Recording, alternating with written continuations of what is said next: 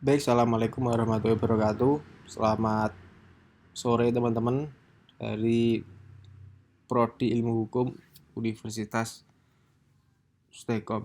Semoga masih dalam keadaan sehat dan tetap semangat. Di pertemuan kedua kali ini, di subbab ke-6, kita membahas mengenai subjek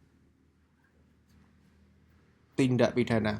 Setelah kemarin kita mengetahui mengenai apa itu tindak pidana, kali ini kita membahas mengenai subjek tindak pidana.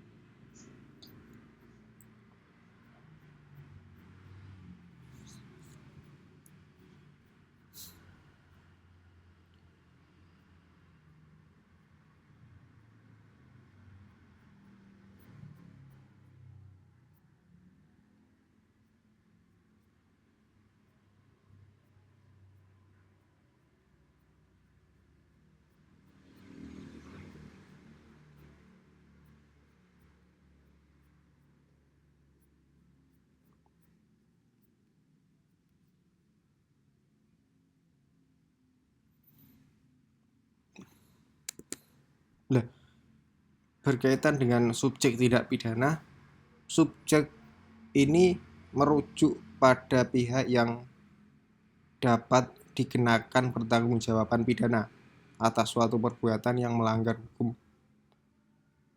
Dalam konteks hukum pidana, subjek hukum terdiri dari orang, yaitu individu dan korporasi. Ingat, subjek hukum pidana terdiri dari dua, yaitu orang atau individu atau manusia dan korporasi. Dalam hal ini korporasi badan hukum, PT, CV, firma, nah itu termasuk korporasi. Kedua subjek ini memiliki status yang berbeda dalam hal pertanggungjawaban pidana. Meskipun keduanya dapat dikenakan sanksi pidana atas tindakan yang melanggar hukum.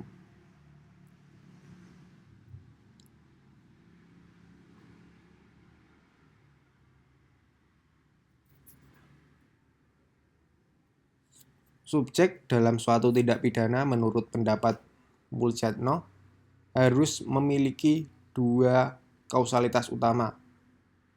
Yang pertama adalah kapasitas untuk bertindak dan kapasitas untuk bertanggung jawab.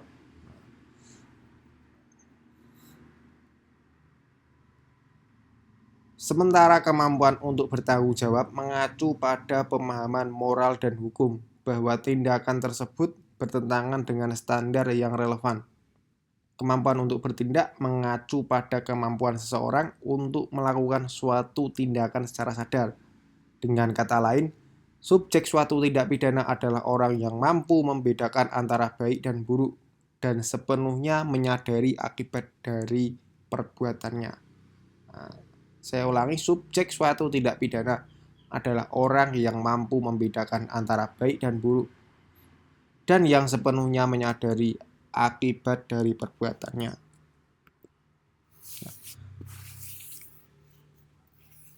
Yang pertama pasti gampang dipahami, yaitu orang atau individu. Individu melakukan sebuah pembunuhan, jelas subjeknya adalah orang tersebut. Orang di sini sebagai subjek hukum pidana merujuk pada individu yang dapat dimintai pertanggungjawaban atas perbuatan yang melanggar hukum. Dalam sistem hukum pidana, orang memiliki kewajiban untuk mematuhi norma dan aturan hukum yang berlaku. Jika melanggar, jelas dikenakan sanksi pidana.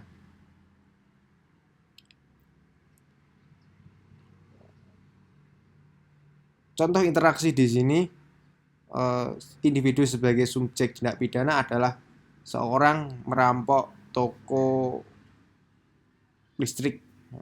orang tersebut menjadi subjek tindak pidana dalam hal ini karena ia dengan sengaja melanggar hukum sambil sepenuhnya menyadari bahwa kegiatan mencuri adalah melanggar hukum.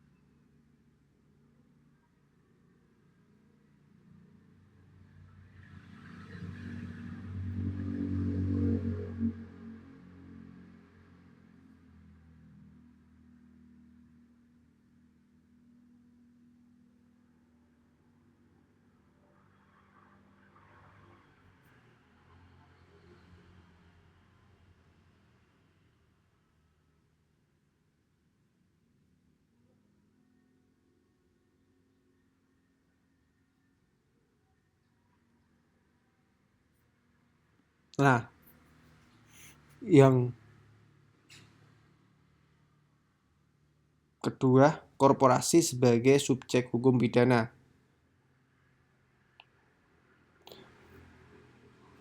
Korporasi bisa digambarkan sebagai badan hukum.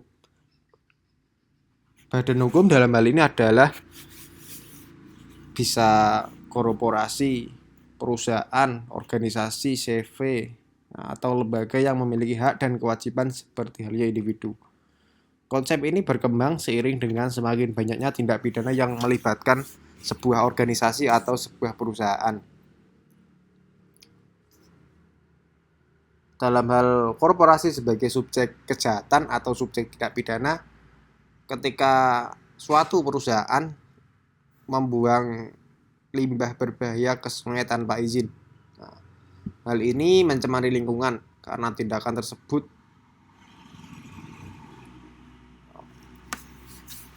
merugikan masyarakat sekitar. Nah, makanya dimintai pertanggungjawaban lah. Pertanggungjawaban seperti apa yang dimintai atau apakah perusahaannya masuk penjara atau bagaimana? Kita bahas di slide selanjutnya.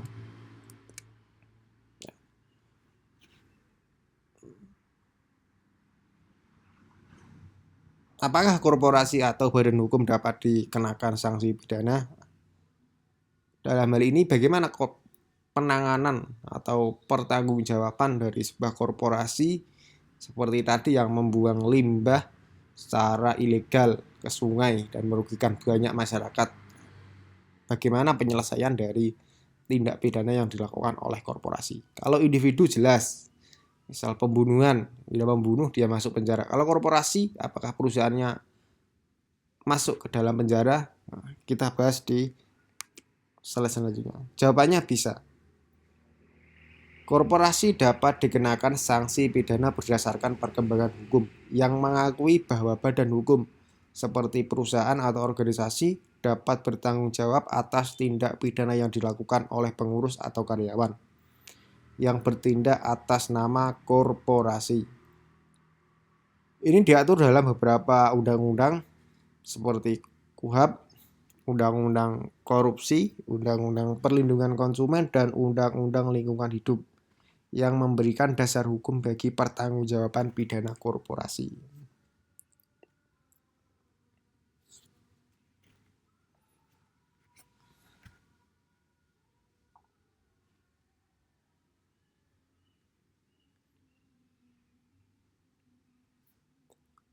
Korporasi di sini merupakan sebuah organisasi yang menjalankan bisnis. Dalam hari ini tujuan dari didirikannya korporasi adalah untuk menjalankan sebuah bisnis.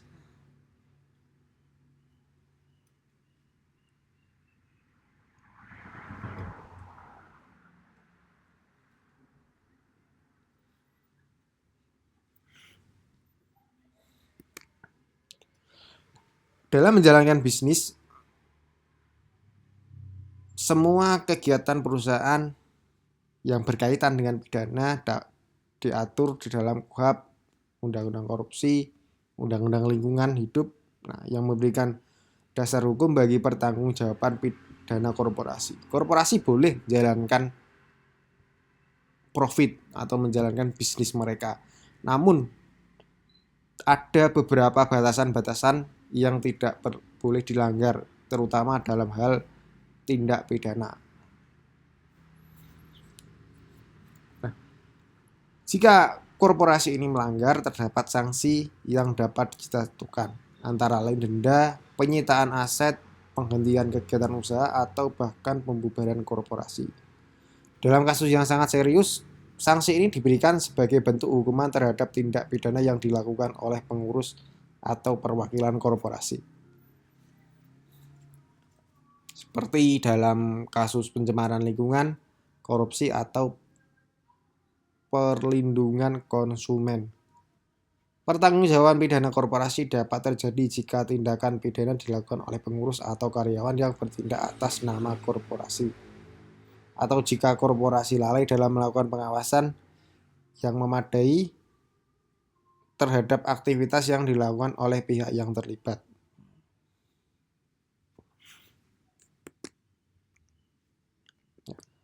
Jadi berkaitan dengan korporasi yang dapat dimintai pertanggungjawaban atau yang dapat dimintai pidana atau yang paling gampang yang masuk penjara adalah para pengurusnya atau orang-orang yang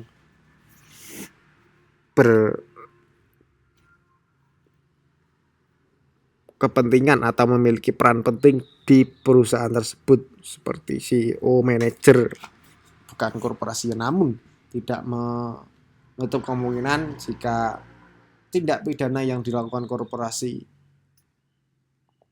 terlalu besar, maka perusahaannya bisa dibubarkan atau dicabut izin usahanya.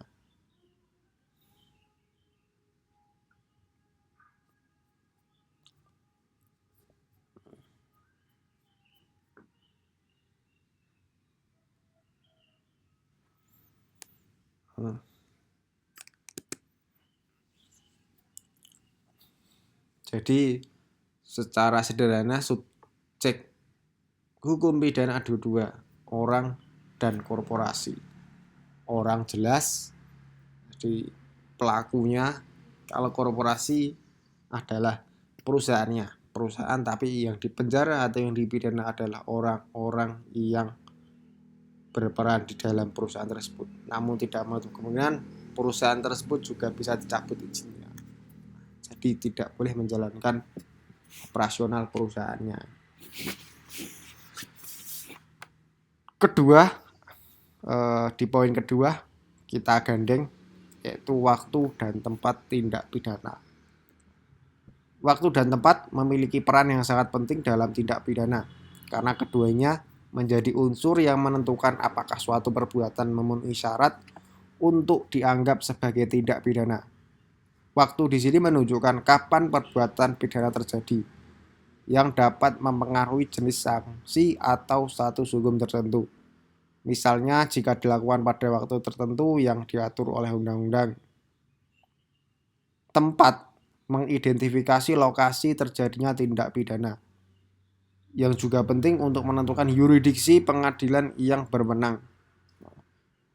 Waktu dan tempat membantu memastikan bahwa perbuatan tersebut melanggar norma hukum yang berlaku pada tempat dan waktu yang tepat.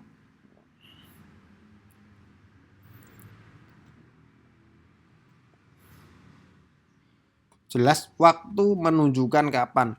Nah, dan tempat mengidentifikasi lokasi dan pengadilan mana yang berwenang. Contoh jika pembunuhan terjadi di kota Jakarta, jelas pengadilan wilayah Jakarta yang berwenang mengadili, bukan wilayah di luar Jakarta. Secara sederhana seperti itu. Nanti kita bahas di slide selanjutnya. Waktu terjadinya tindak pidana atau tempus delicti memiliki arti penting. Apakah saat perbuatan itu terjadi, perbuatan tersebut telah dikualifikasikan sebagai tindak pidana? Hal ini erat kaitannya dengan asas legalitas, sebagaimana yang telah dijelaskan dalam asas legalitas, yaitu menentukan apakah tindak pidana itu dilakukan sebelum atau sesudah ada perubahan undang-undang. Bila dilakukan sebelum perubahan, maka apakah memperlakukan perundang-undangan yang berlaku sebelum tindak pidana dilakukan ataukah setelah tindak pidana dilakukan? Yakni terhadap ketentuan mana yang paling menguntungkan terdakwa. Bila yang menguntungkan itu adalah aturan baru, maka aturan barulah yang diberlakukan.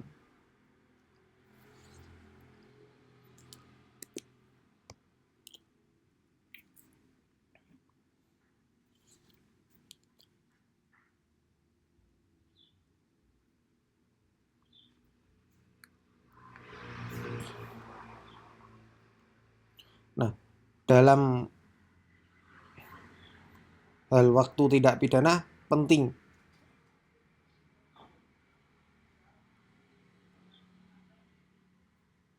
Dalam hal ini berlaku tidaknya ketentuan mengenai penjatuhan pidana sebelum umur 16 tahun sebagaimana yang ditentukan dalam pasal 45, 46 dan 47 KUHP.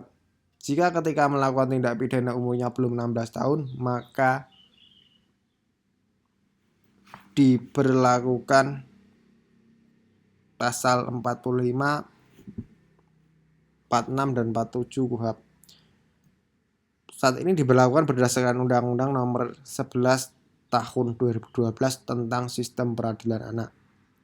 Waktu tindak pidana penting dalam hal untuk menentukan usia korban ketika tindak pidana dilakukan, seperti pada kejahatan kesusilaan, di mana ketika tindak pidana dilakukan usia korban sebelum 15 tahun. Selain menentukan waktu dalam tindak pidana, waktu ini juga bisa menentukan umur pelaku atau umur korban.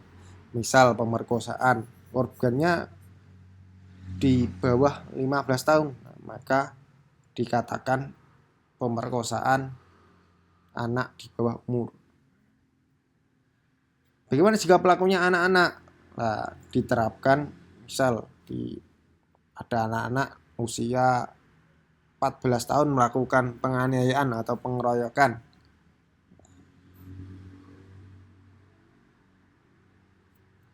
Maka diberlakukan Undang-Undang Nomor 11 Tahun 2012 tentang Sistem Peradilan Anak. Jadi menggunakan sistem peradilan anak, bukan sistem peradilan umum.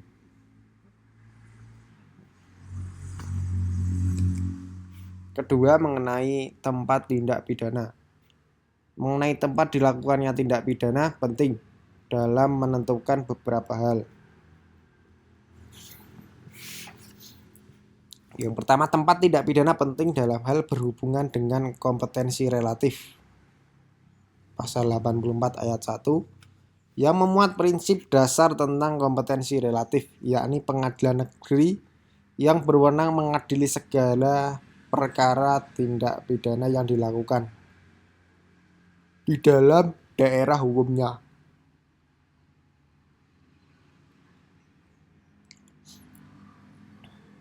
Ketentuan ini dimuat dalam pasal 252 ayat 1 HIR. Tempat tindak pidana juga penting dalam hubungannya dengan ketentuan pasal 2 KUHP yang memuat asas teritorial.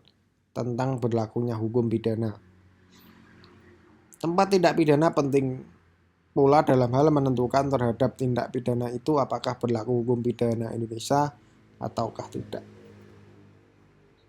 Tempat lokasi tindak pidana itu juga menentukan pengadilan yang berwenang dan juga apakah berlakunya hukum di Indonesia atau tidak.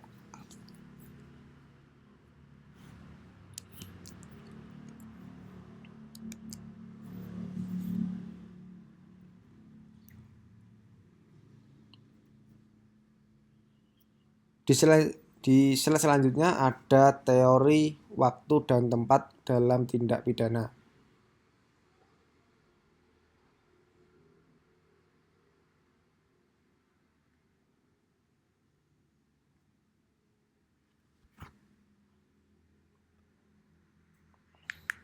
Yang pertama ada teori perbuatan jasmani. Menurut teori perbuatan jasmani atau perbuatan materi, waktu dan tempat tindak pidana adalah waktu dan tempat di mana perbuatan jasmani yang menjadi unsur tindak pidana itu pada kenyataannya diwujudkan atau dilakukan. Kedua ada teori alat. Menurut teori alat, waktu dan tempat tindak pidana ialah waktu dan tempat di mana alat digunakan dan bekerja efektif dalam hal terwujudnya tindak pidana. Sedangkan teori akibat, menurut teori ini, waktu dan tempat tindak pidana adalah tempat di mana akibat dari perbuatan itu timbul. Jadi berkaitan dengan waktu dan tempat ada 3 teori. Teori perbuatan jasmani adalah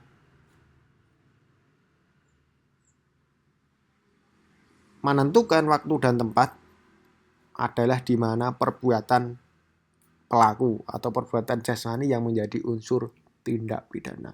Sedangkan teori alat menentukan waktu dan tempat adalah alat atau sebuah benda yang bekerja dalam terwujudnya tindak pidana. Alat ini bisa arit atau celurit atau pistol. Sedangkan teori akibat dalam menentukan waktu dan tempat tindak pidana adalah akibat dari perbuatan itu timbul. Misal mencuri, akibatnya apa? Akibatnya barangnya hilang atau barangnya dibawa. Contohnya ada di sini. Contoh di sini kasus pencurian dengan kekerasan.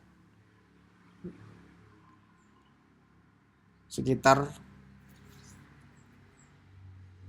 pukul 10, seorang pelaku Andi merampok toko milik Budi di tanggal 5 Januari 2024. Jam 10 pagi di sebuah pusat perbelanjaan di kota Jakarta. Andi menggunakan senjata tajam untuk mengancam korban, mengambil uang dan barang dari toko, kemudian melarikan diri. Jelas di sini pelakunya Andi, waktunya ini, tempatnya ini. Kota Jakarta. Pertama ada teori perbuatan jasmani. Menurut teori ini, waktu dan tempat tindak pidana adalah tempat di mana perbuatan jasmani dilakukan. Dalam kasus ini, perbuatan jasmani yang mengandung unsur tindak pidana pencurian dengan kekerasan terjadi di toko Budi di pusat perbelanjaan di Jakarta pada tanggal 5 Januari 2024. Pukul 10. Ini adalah waktu dan tempat di mana tindakan pencurian dengan ancaman kekerasan terjadi secara fisik.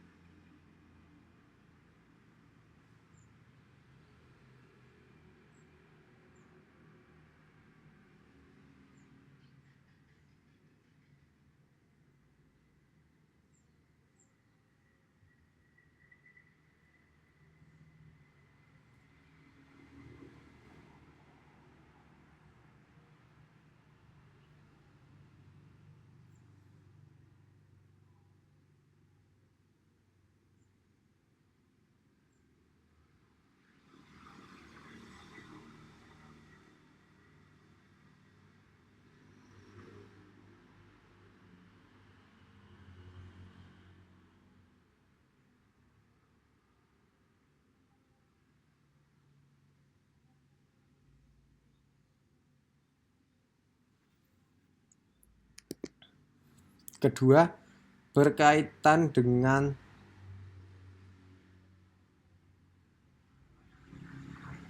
teori alat. Dalam kasus di atas, menurut teori alat, waktu dan tempat tindak pidana ditentukan oleh penggunaan alat yang digunakan pelaku dalam menjalankan tindak pidana. Dalam hal ini, senjata tajam yang digunakan oleh Andi untuk mengancam dan menakut-nakuti Budi merupakan alat yang digunakan dalam perbuatan pidana tersebut. Dengan demikian, waktu dan tempat tindak pidana berdasarkan teori alat adalah tempat di mana senjata tajam digunakan di toko Budi, dan waktu ketika senjata tersebut digunakan pada tanggal 5 Januari 2024 pukul 10. Alat di sini senjata tajam. Jadi Andi merampok toko milik Budi menggunakan senjata tajam. Dengan teori alat ini, untuk menentukan waktu dan tempat, senjata tajam digunakan di 5 Januari, dan karena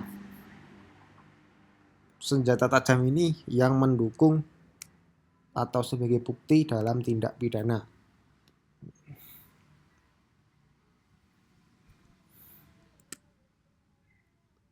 Ketiga atau terakhir ada teori akibat. Menurut teori akibat, waktu dan tempat tindak pidana ditentukan oleh tempat dan waktu di mana akibat dari tindak pidana tersebut timbul. Dalam hal ini, akibat dari pencurian dengan kekerasan adalah hilangnya uang dan barang dari toko Budi. Oleh karena itu, waktu dan tempat tindak pidana berdasarkan teori akibat adalah waktu ketika kerugian itu terjadi, yakni pada tanggal 5 Januari di toko Budi. Untuk kasus ini, 3 teori hampir sama karena dilakukan di satu tempat, beda kalau tindak pidana dilakukan di luar negeri. Teori ini sangat penting, sangat berguna. Teori perbuatan, pelakunya di mana, teori alat apa yang digunakan untuk mendorong tindak pidana, dan juga teori akibat dari tindak pidana tersebut, dampak dari tindak pidana tersebut.